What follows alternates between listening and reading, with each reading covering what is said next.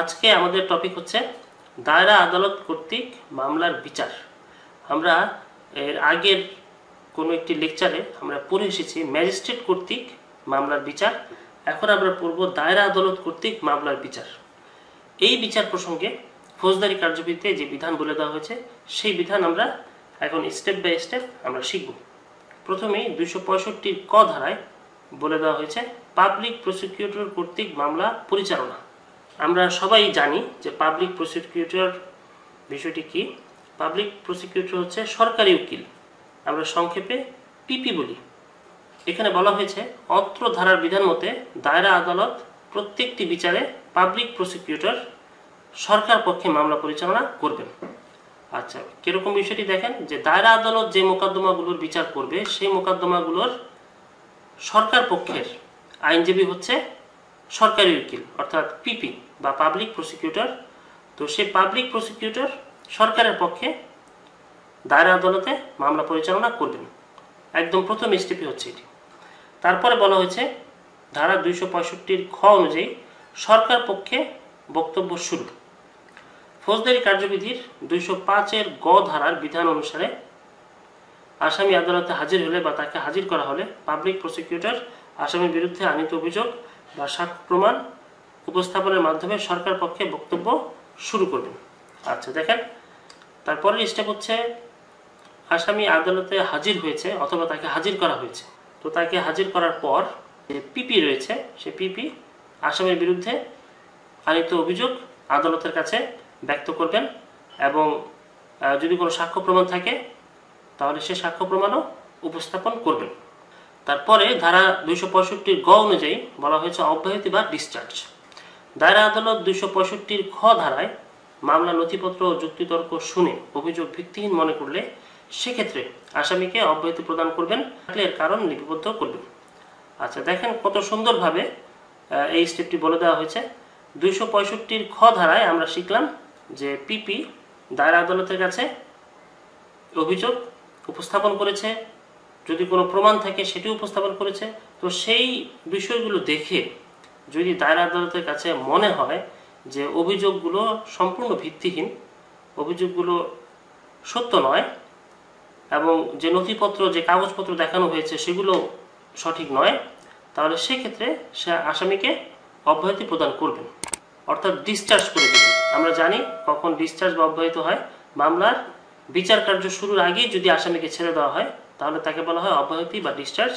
তো দায়রা আদালত যখন দেখবে যে অভিযুক্ত ব্যক্তির বিরুদ্ধে যে অভিযোগ রয়েছে তা ভিত্তিহীন, তাহলে দায়রা আদালত বিচার কার্য শুরুর পূর্বেই আসামিকে অব্যাহতি বা ডিসচার্জ প্রদান করতে পারবেন এবং কেন সে আসামিকে অব্যাহতি প্রদান করেছে সে ব্যাপারে কারণ লিপিবদ্ধ করবেন।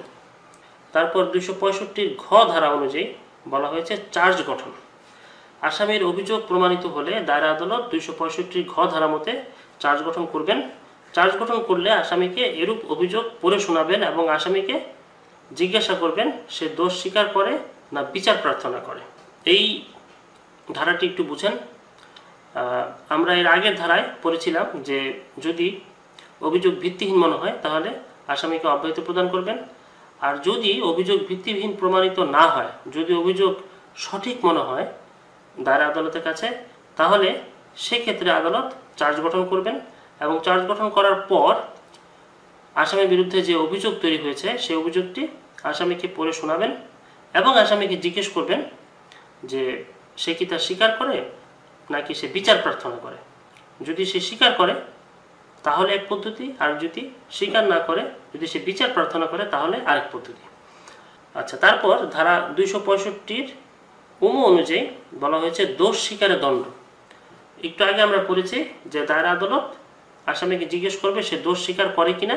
তো যদি সে দোষ স্বীকার করে তাহলে সেই দোষ স্বীকার অনুযায়ী আদালত তাকে দণ্ড প্রদান করবেন। আচ্ছা দেখি এখানে কি বলা হয়েছে। 265 ঘ ধারায় চার্জ গঠনের পর আসামির দোষ স্বীকারের ভিত্তিতে দায়রা আদালত 265 ধারা মতে দণ্ড প্রদান করবেন। আসামি দোষ স্বীকার না করলে মামলার পরবর্তী কার্যক্রম শুরু হবে। হ্যাঁ, আমি যেটি বলেছি ঠিক সেটি, যে দোষ স্বীকার করা হয়েছে সো আসামিকে দণ্ড প্রদান করবেন এবং দণ্ড প্রদান করবেন 265 অনুযায়ী। আর যদি আসামি দোষ স্বীকার না করে তাহলে কি পদ্ধতি হবে সেটি আমরা এখন দেখব। ধারা 265 অনুযায়ী বলা হয়েছে অভিযোগকারীর পক্ষে সাক্ষ্য গ্রহণের তারিখ। আসামি যদি দোষ স্বীকার না করে বা বিচার প্রার্থনা করে কিংবা 265 ধারা অনুসারে দণ্ডপ্রাপ্ত না হয় সেক্ষেত্রে আদালত সাক্ষীদের জবানবন্দি গ্রহণের তারিখ ধার্য করবেন। আচ্ছা, তো আমরা দেখছি যে আসামি দোষ স্বীকার করেনি, সে বিচার প্রার্থনা করেছে। তো বিচার প্রার্থনা করার পর আদালত কি করবে? আদালত সাক্ষীদের জবানবন্দি গ্রহণের তারিখ ধার্য করবেন।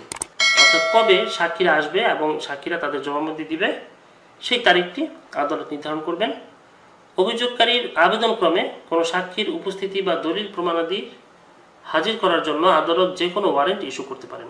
আচ্ছা, দেখেন এখানে কীরকম যে অভিযোগ করেছে যে বাদী, সে অভিযোগকারী যদি আবেদন করে, অর্থাৎ সে যদি আবেদন করে আদালতকে বলে যে কোনো সাক্ষীকে উপস্থিত করতে হবে বা কোনো দলিল প্রমাণাদি হাজির করতে হবে, তাহলে সেজন্য আদালত কোনো ওয়ারেন্ট চাইলে ইস্যু করতে পারবেন। তারপরে ধারা 265 অনুযায়ী বলা হয়েছে বাদী পক্ষের সাক্ষ্য গ্রহণ। আমরা একটু আগে পড়লাম যে সাক্ষীদের জবানবন্দি গ্রহণের তারিখ ধার্য করেছেন আদালত। তারপরে হচ্ছে 265 অনুযায়ী বাদী পক্ষের সাক্ষ্য গ্রহণ। আচ্ছা, এখানে বলা হয়েছে ধার্য তারিখে আদালত বাদী পক্ষের সমর্থনে উপস্থিত সমস্ত সাক্ষ্য গ্রহণ করবেন। অর্থাৎ যেই তারিখ আদালত ধার্য করেছে সে তারিখে আদালত বাদী পক্ষের কাছ থেকে যত রকমের সাক্ষ্য রয়েছে সে সাক্ষ্যগুলো গ্রহণ করবেন। আদালত ইহার বিচারিক ক্ষমতা বলে কোনো একজন সাক্ষীর জেরা অন্যান্য সাক্ষীর জবানবন্দি গ্রহণ না করা পর্যন্ত স্থগিত রাখতে পারিবে অথবা কোনো সাক্ষীকে আরও জেরা করিবার উদ্দেশ্যে পুনরায় ডাকিতে পারিবে। আচ্ছা, আদালত যদি চায় তাহলে অন্যান্য সাক্ষীর জবানবন্দি গ্রহণ না করা পর্যন্ত কোনো একজন সাক্ষীর জেরা স্থগিত রাখতে পারেন, আবার চাইলে কোনো সাক্ষীকে পুনরায় জেরা করার জন্য ডাকতে পারে। তারপরে 265 ধারায় বলা হয়েছে খালাস। অত্র ধারা মতে উভয় পক্ষের বক্তব্য শোনার পর আদালত যদি অভিযোগটি ভিত্তিহীন মনে করেন তবে আসামিকে খালাস প্রদান করবেন। আচ্ছা, তাহলে আমরা এতক্ষণ দেখলাম যে বাদী পক্ষের আইনজীবী অনেক কিছু আদালতে উপস্থাপন করলো। তারপর বাদী পক্ষের যে সাক্ষ্য প্রমাণ রয়েছে সেগুলো আদালতে উপস্থাপন করা হলো। তো সব কিছু দেখে দায়রা আদালত যদি মনে করে যে অভিযোগটি ভিত্তিহীন তাহলে আসামিকে খালাস প্রদান করতে পারবেন। তারপরে 265 অনুযায়ী বলা হয়েছে আসামির পক্ষে সাক্ষ্য গ্রহণ। এখানে 3টি পয়েন্টে বলা হয়েছে যে ক্ষেত্রে আসামিকে 265 ধারা অনুসারে খালাস দেওয়া না হয় সেই ক্ষেত্রে তাহাকে আত্মপক্ষ সমর্থন করিতে বলা হইবে এবং তজন্য কোনো সাক্ষ্য থাকিলে তাহা প্রদান করিতে বলা হইবে। আচ্ছা, এখানে দেখেন যে 265 আমরা পড়ে এসেছি যে আদালতের কাছে অভিযোগ ভিত্তিহীন মনে হলে আদালত আসামিকে খালাস করে দিবে। এখন যদি এমন হয় যে আদালতের কাছে অভিযোগটি ভিত্তিহীন মনে হয়নি, মনে হয়েছে অভিযোগটি সঠিক, তাহলে আদালত কি করবে? তাহলে আদালত আসামিকে বলবে যে আসামি তার পক্ষের সাক্ষ্য আদালতে প্রদান করার জন্য। তো আসামি যখন তার পক্ষের সাক্ষ্য আদালতে প্রদান করবে তখন আদালত সে সাক্ষ্য গ্রহণ করবে। আচ্ছা, তারপরে 2 নম্বরে বলা হয়েছে আসামি যদি কোনো লিখিত বিবৃতি প্রদান করে তাহলে আদালত ইহা নথিভুক্ত করবে। তো প্রথমে সাক্ষ্য দিল, সাক্ষ্য আদালত গ্রহণ করলো এবং তারপরে যদি কোনো লিখিত বিবৃতি প্রদান করে আসামি পক্ষ, আদালত সেটিও নথিভুক্ত করবে। 3 নম্বরে বলা হয়েছে আসামি যদি কোনো সাক্ষীকে হাজির হইতে বা কোনো দলিল বা অন্য কিছু উপস্থিত করিতে বাধ্য করিবার জন্য পরোয়ানা দিবার আবেদন করে, আদালত যদি লিপিবদ্ধকৃত কারণে এইরূপ মনে না করে যে বিরক্তি বা বিলম্ব ঘটাইবার বা ন্যায় বিচার ব্যাহত করিবার উদ্দেশ্যেই উক্ত আবেদন করা হয়েছে বিধায় আবেদন অগ্রাহ্য করা উচিত, তা হইলে এরূপ পরোয়ানা ইস্যু করিবে। এখানে আসলে আইনের ভাষা একটু কঠিনভাবে লেখা হয়েছে, পড়লে একটু কঠিন লাগে, আমি সহজভাবে আপনাদেরকে বুঝিয়ে দিই। আসামি পক্ষ প্রথমে 2টি কাজ করলো। একটি হচ্ছে আত্মপক্ষ সমর্থন করলো, আসামি পক্ষের যে সাক্ষ্য সেটি প্রদান করলো এবং আদালত সেটি গ্রহণ করলো 1 নম্বর অনুযায়ী। 2 নম্বর অনুযায়ী আসামি পক্ষ যদি কোনো লিখিত বিবৃতি আদালতে প্রদান করে আদালত সেটিও নথিভুক্ত করলো। আচ্ছা, 3 নম্বরে এসে বলা হয়েছে যে আসামি যদি আদালতের কাছে এরকম কোনো কিছু আবেদন করে, কোনো দলিল বা কোনো কিছু উপস্থিত করা হোক, এবং আদালত যদি মনে করে যে না বিষয়টি যুক্তিযুক্ত, আসামি আদালতের সময় নষ্ট করার জন্য বা বিরক্তি করার জন্য বা ন্যায় বিচার ব্যাহত করার জন্য এগুলো করছে না, আসামি যেটি করছে সেটি সঠিক যদি আদালতের কাছে মনে হয়, তাহলে আদালত আসামির আবেদনের ভিত্তিতে ওই দলিলসমূহ বা কোনো কিছু উপস্থিত করার জন্য পরোয়ানা ইস্যু করতে পারবে। তারপরে ধারা 265 নিয়মতে বলা হয়েছে যুক্তিতর্ক। এখানে দেখেন যে দুপক্ষই কিন্তু তাদের আত্মপক্ষ সমর্থন করে ফেলেছে, অর্থাৎ বাদীপক্ষ তার যুক্তিতর্ক, তার সাক্ষ্য প্রমাণ সকল কিছু উপস্থাপন করেছে এবং আসামি পক্ষ তার পক্ষের সাক্ষ্য প্রমাণ সকল কিছুই উপস্থাপন করেছে। অর্থাৎ দুই পক্ষই যখন আদালতের কাছে তাদের বক্তব্য উপস্থাপন করেছে, তো বক্তব্য উপস্থাপন করার পর তার পরবর্তী স্টেপ হচ্ছে যুক্তিতর্ক। সেই যুক্তিতর্কে কি বলা হয়েছে আমরা শিখে, আসামি পক্ষের সাক্ষ্য গ্রহণের পর পাবলিক প্রসিকিউটর তার বক্তব্যের সারসংক্ষেপ পেশ করবেন এবং আসামি বা তার উকিল এর উত্তর দানের অধিকারী হবেন। বিষয়টি কি, যে আসামি পক্ষের যে সাক্ষ্য তা প্রদান করা হয়েছে এবং প্রদান করার পর পাবলিক প্রসিকিউটর যিনি রয়েছেন তিনি তার বক্তব্যের সারসংক্ষেপ পেশ করবেন এবং আসামি বা আসামি পক্ষের যে উকিল রয়েছে চাইলে সে বক্তব্যের উত্তর তারা দিতে পারবেন। তারপরে বলা হয়েছে আসামি পক্ষ আইনগত কোনো প্রশ্ন উত্থাপন করলে সেক্ষেত্রে সরকারি উকিল আদালতের অনুমতিক্রমে তার বক্তব্য পেশ করতে পারবেন। প্রথমে কি শিখলাম, যে আসামি পক্ষ সাক্ষ্য প্রদান করার পর যখন সকল স্টেপ শেষ, এখন যুক্তিতর্ক চলছে, তো যুক্তিতর্কের স্টেপে এসে পাবলিক প্রসিকিউটর তার বক্তব্যের সারসংক্ষেপ সে প্রদান করতে পারবেন এবং প্রদান করার পর চাইলে আসামি বা তার উকিল এই বক্তব্যের উত্তর দিতে পারবে।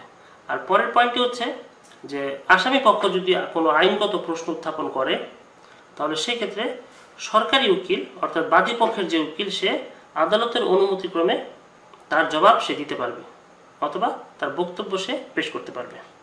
তারপরে ধারা 265 অনুযায়ী বলা হয়েছে খালাস বা দণ্ডের রায়, যুক্তিতর্ক এবং আইনের পয়েন্ট যদি থাকে শ্রবণের পর আদালত মামলার রায় প্রদান করিবেন।